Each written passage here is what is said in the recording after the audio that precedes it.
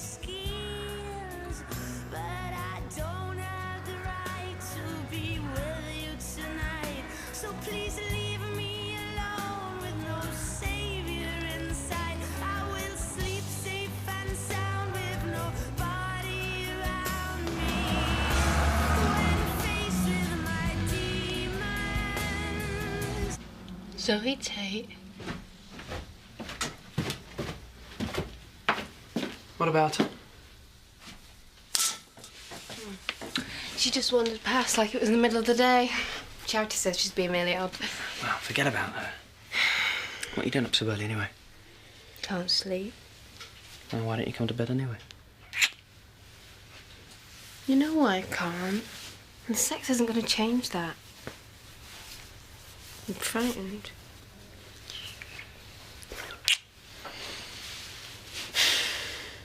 Happier times, eh? Well, they're just. We better go through. Yeah.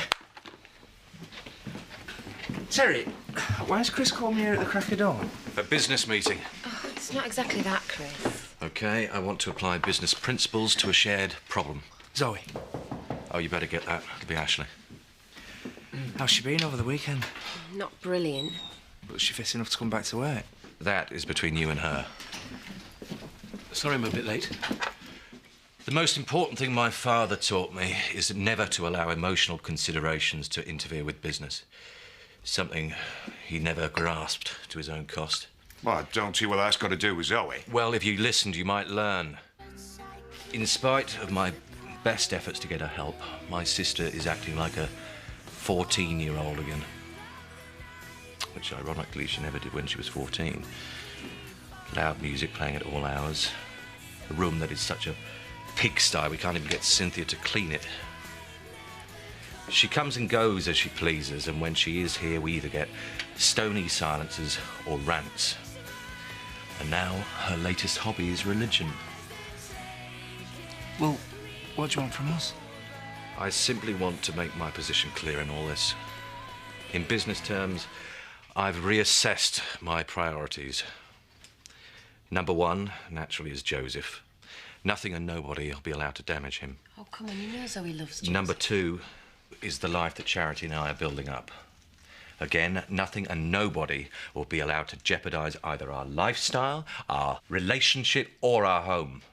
Of course not, but you're looking at it... You are the nearest thing to friends that she has. What do you mean, nearest thing? But don't tell me, any of you, that your friendship hasn't been stretched to the limit. As for our part, we asked her to move back in, which, as you know, has implications for Charity and me. I have bought and sought the best medical advice for her, which she ultimately rejected. Surely that's part of the problem. No. The problem is she is becoming impossible to live with. And I tell you, if she doesn't get her act together pronto, then she's out of here. So, over to you guys. Thanks for coming.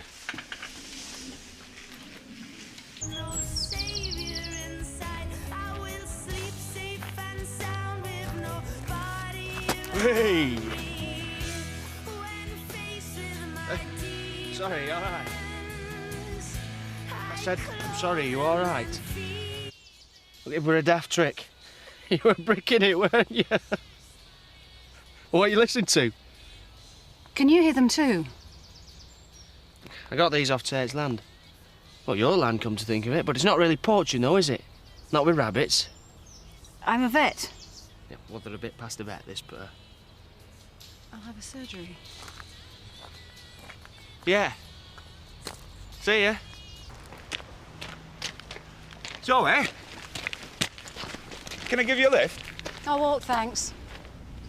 Oh, why don't we have a drink? Then I'll be forced to walk back with you. I've given it up. Brings out the worst in people. Lets the worst out. You could have a fruit juice. To be honest, I could do with the company. I don't know whether noise or absolute silence is best.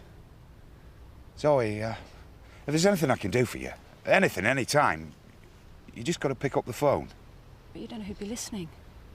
Well, I would be. But you work for them. Chris and Charity, yeah. You aren't getting it, are you?